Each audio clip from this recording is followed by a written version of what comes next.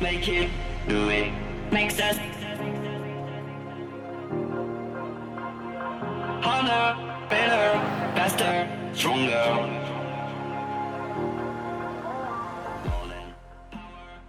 Some roller coaster enthusiasts believe with the likes of Rocky Mountain Construction Company bringing us transformed hybrid rides like Steel Vengeance and the likes of the wonderfully imagined roller coasters like Iron and Pantheon, that we are perhaps on the brink or already even into a second wave of coaster wars. This next war won't necessarily be about being the tallest or fastest, it's going to be more about parks competing with themselves as much as each other, pushing the boundaries of technology and storytelling as far as they will go.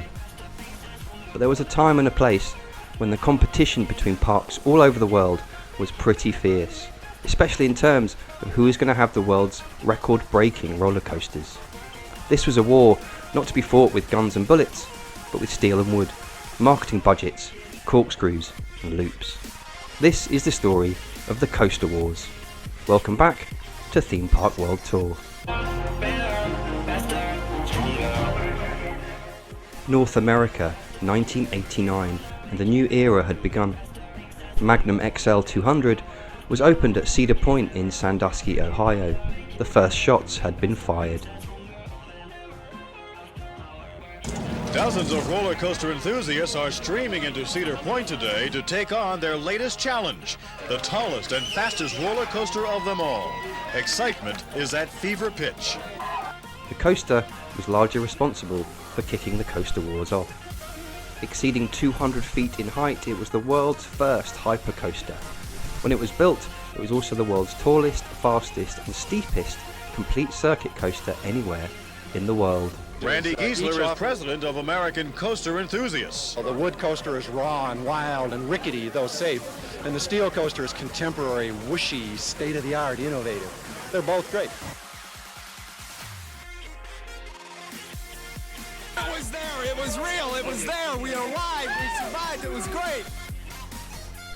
Viper at Six Flags Magic Mountain was the world's tallest and fastest looping coaster in the world when it opened a year later in 1990. It was the last 7 looping aerodynamics coaster still operating. Viper lost its speed record for a while when Steel Phantom opened at Kennywood. It actually got the record back for a short while in the year 2000. Also opening in 1990 was Texas Giant at Six Flags over Texas. It was the world's tallest wooden roller coaster and operated for nearly 20 years before our friends at RMC gave it a bit of a facelift. The Texas Giant in Arlington, Texas, between Dallas and Fort Worth, is 14 stories tall, and it reaches a top speed of 62 miles per hour. The passengers are treated to more than 2 minutes of thrill-packed ride. And a bit of trivia you may not know. The Texas Giant superstructure contains 10 tons of nails. Let's see if we can shake a few loose.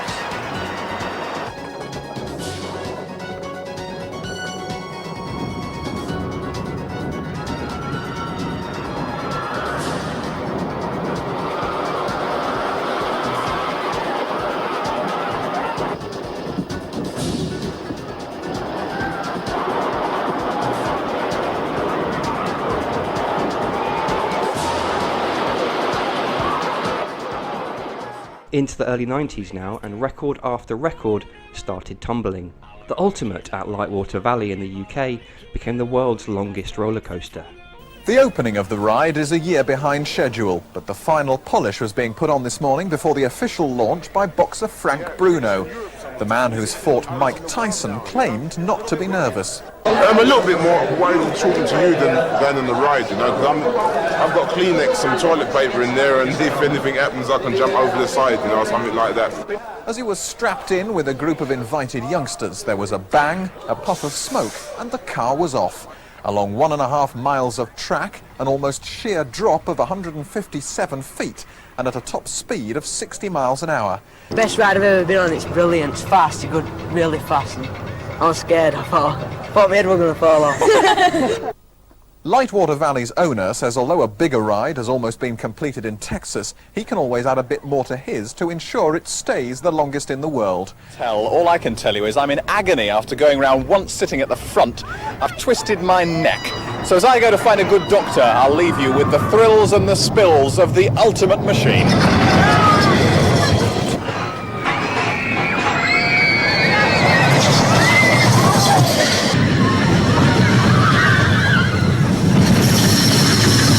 Mean Streak opened up and became the world's tallest wooden coaster.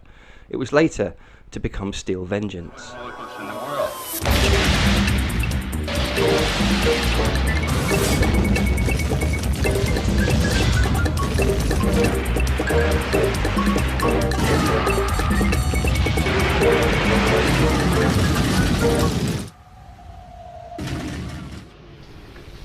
In 1992, as Euro Disney opened its gates for the first time.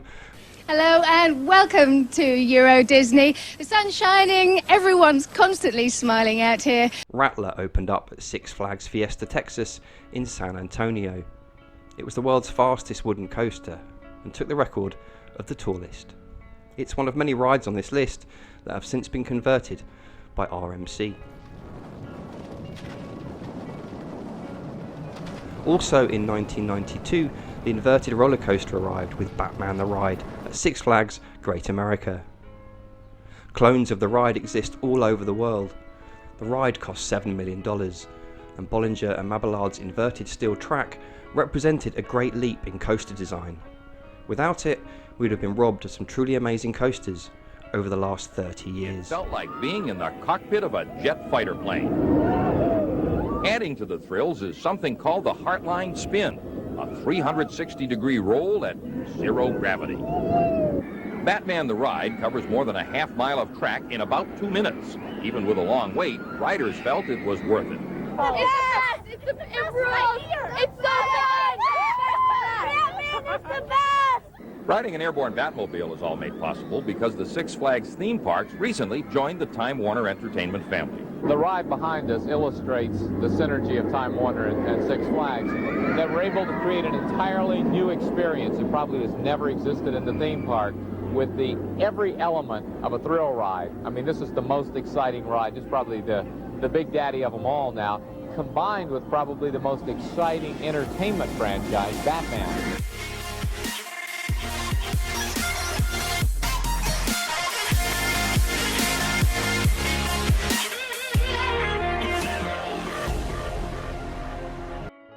In 1994, Raptor opened to the public.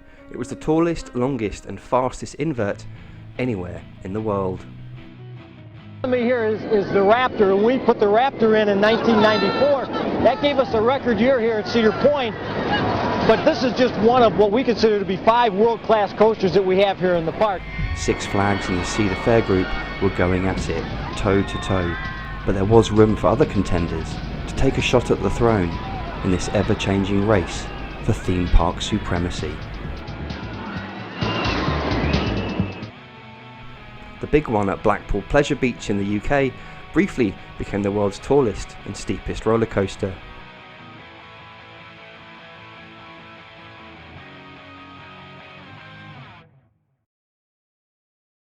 This is the latest engineering feat here at Blackpool on the front. It's the Pepsi Max Big One, and it's the biggest roller coaster in the world. It's 235 feet high, and the carriages go at 85 miles an hour. That's really fast. I think I'm going to go and have a go. Goodbye, I'll see you later. In about 2 minutes, I think.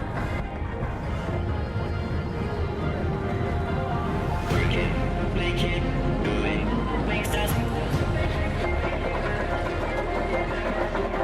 harder, better, faster, stronger. Harder, better, faster, stronger. Work it harder, make it better, do it faster, makes us stronger. More than ever, hour after hour, work is never over. Work it harder, make it better, do it faster, makes us stronger. More than ever, hour after hour.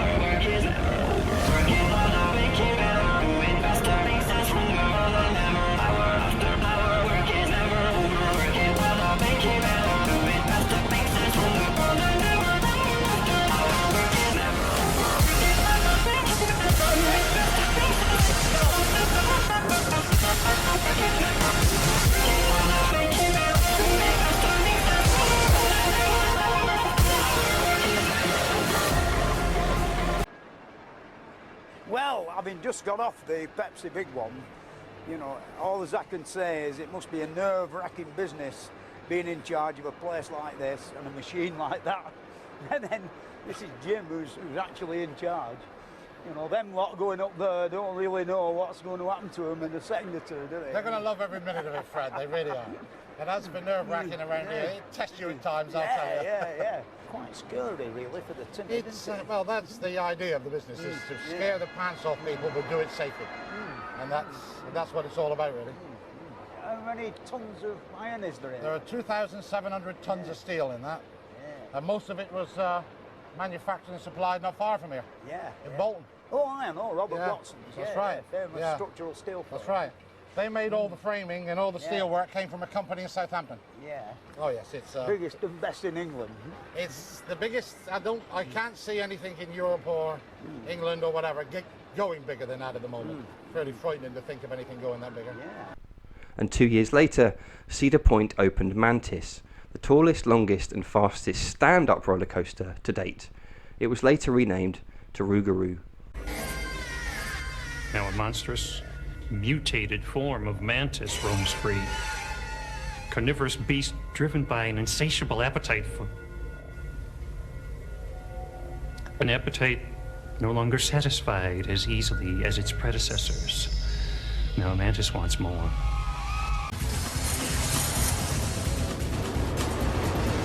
Still standing upright, the hapless victim is flung rapidly and mercilessly into the air in every imaginable direction. Dropped. Thrown. Tossed around and around like a toy.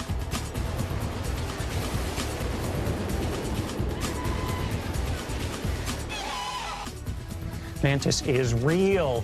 Mantis is out there. The largest, most vicious creature of its kind on the face of the planet. The late 90s and early noughties represented some of the best times for roller coaster enthusiasts all over the world. This 10-year period was filled with record-breaking attractions, with parks all trying to get one up on each other. Taller, faster and longer roller coasters than we had ever seen before began to spring up at the major parks. Superman Escape from Krypton was the first 100-mile-an-hour roller coaster, though it's not a ride that completes a full circuit.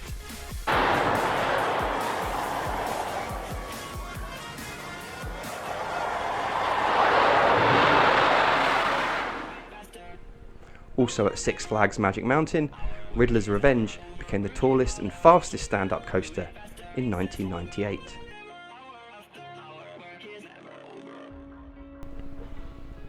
As the new Millennium kicked in, competition around the parks became truly fierce. Kings Island opened Son of Beast, at the time the tallest and fastest wooden coaster. It was dogged with problems though, and closed after 9 years of operation. Millennium Force at Cedar Point became the tallest, fastest and steepest complete circuit coaster the world had ever seen. It was also the world's first giga coaster.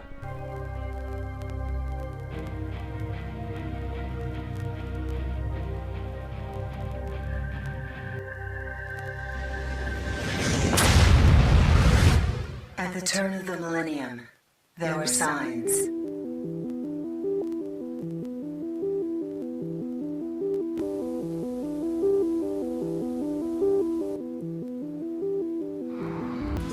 It's out there. Millennium Force. The future is riding on it. In the same year, Steel Dragon 2000 took the record for the tallest, longest and fastest coaster.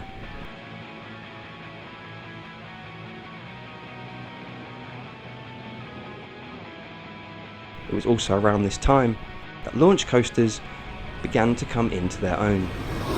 Dodonpa at Fuji-Q, Japan opened in 2001 with the fastest acceleration of any roller coaster.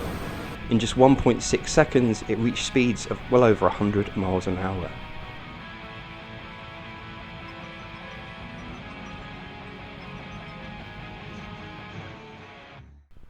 A year later, Thorpe Park in the United Kingdom gave us Colossus, with a record-breaking 10 inversions.